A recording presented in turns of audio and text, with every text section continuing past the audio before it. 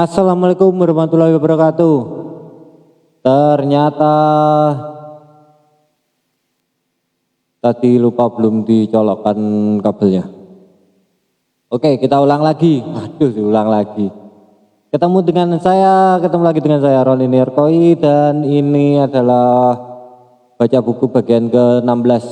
Outfit hari ini kita, karena dingin ya, ini saya pakai jumpernya itu dari Wahana Koi. Bagi teman-teman yang mau ngirim kaos atau jumper untuk yang tak pakai buat podcast, saya promokan di sini. Itu silakan DM aja. Bebas, boleh ngirim satu lusen atau satu koli, terserah, bebas. Ukurannya bebas juga. Minimal L ya. Minimal L. Oke. Untuk info aja, show minggu depan masih di Magelang Koi Festival untuk akhir bulan itu di Solo.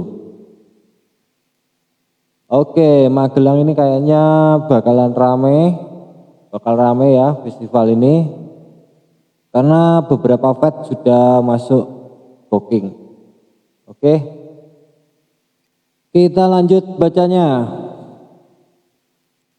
Bentuk dasar kolam sangat penting dalam mengelola kualitas air.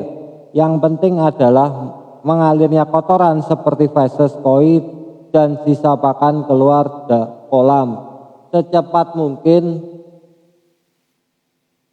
Oleh sebab itu, dasar kolam harus dibangun dengan struktur yang efisien untuk membuang kotoran keluar kolam. Biasanya bagian tengah kolam dibuat lebih dalam, lalu kotoran dialirkan keluar kolam bersama-sama dengan air di dasar kolam dari bagian paling dalam tersebut. Hanya saja mungkin ada baiknya dipasang saringan supaya koi tidak ikut tersedot ke dalam lubang bottom drain. Oke, bottom drain itu lubang yang di bawah ya.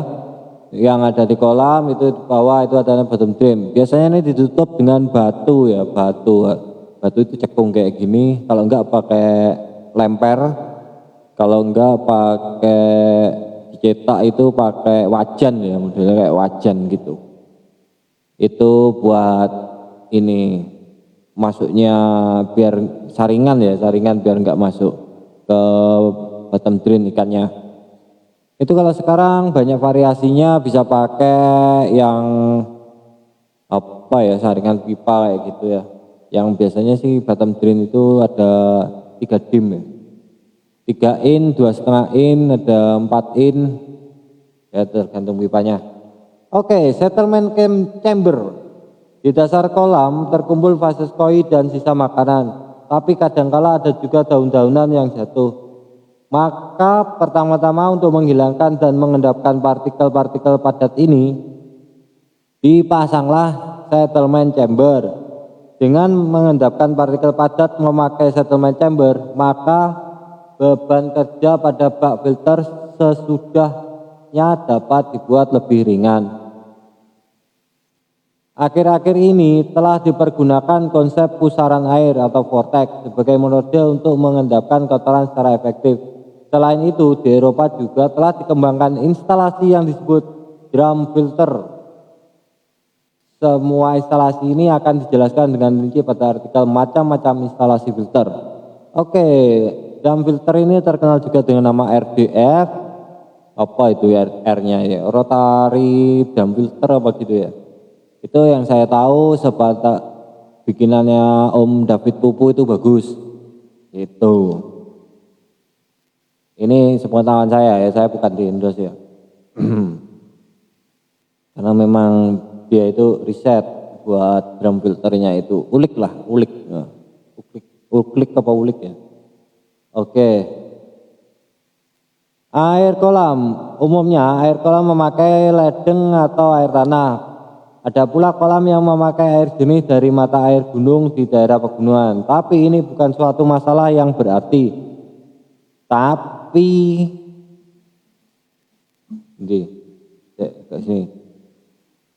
Tapi air sungai dan air danau serta rawa banyak mengandung bakteri dan berisiko dimasuki parasit. Jadi jangan pernah dipakai begitu saja. Air ledeng sudah disuling untuk keperluan minum manusia, jadi cocok sebagai air kolam. Tapi karena di dalamnya terkandung klorin, maka jangan lupa dinetralisasi sebelum dimasukkan ke dalam kolam.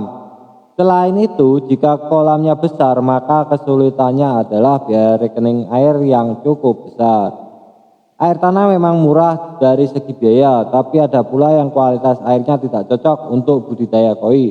Lakukanlah tes kualitas air. Jika cocok untuk air minum berarti tidak ada masalah. Tapi kualitas air berbeda-beda tergantung pada daerahnya. Ada pula air yang mengandung banyak zat besi atau bersifat terlalu keras. Untuk itu dipasang penyaring zat besi dan pelembut air. Di samping itu, karena pada air tanah hampir tidak terdapat oksigen terlarut, maka sebelum dituangkan ke kolam, usahakan agar oksigen dari udara masuk ke dalamnya dulu, misalnya dengan aerasi. Ya, untuk air kolam, untuk air ini kalau di Blitar itu kita difasilitasi dengan Dinas Perikanan, itu memberikan penyuluhan dan tes buat air tanah, buat air kolam ya, utamanya buat koi. Itu mereka kalau ada yang mau ngecek air, dipersilakan untuk menghubungi Dinas Perikanan. Tak pasang jasanya, baterainya habis. Oke.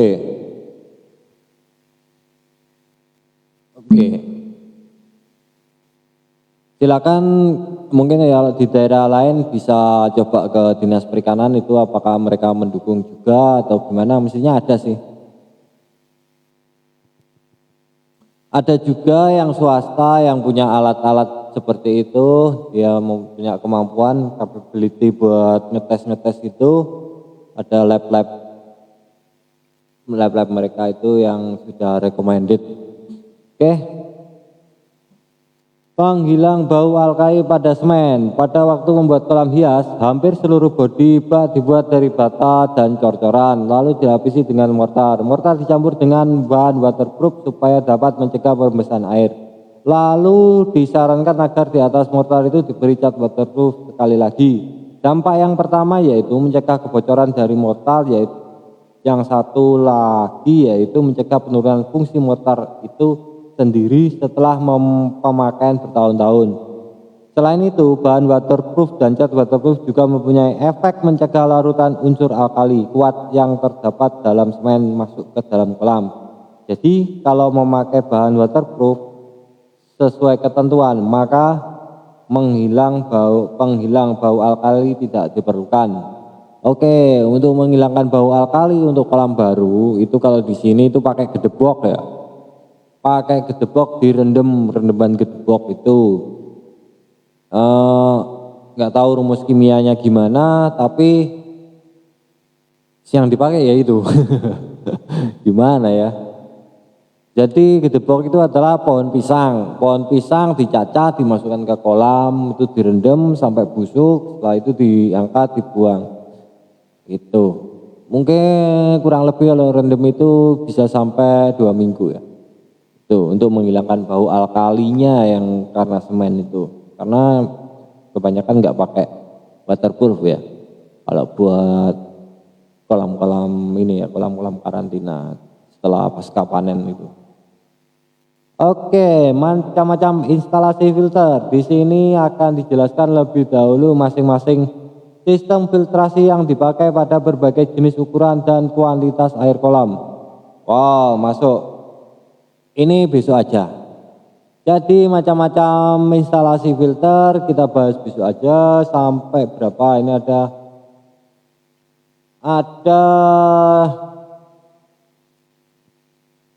berapa ini? 1, 2, 3, 1, 2, 3, 4, 5.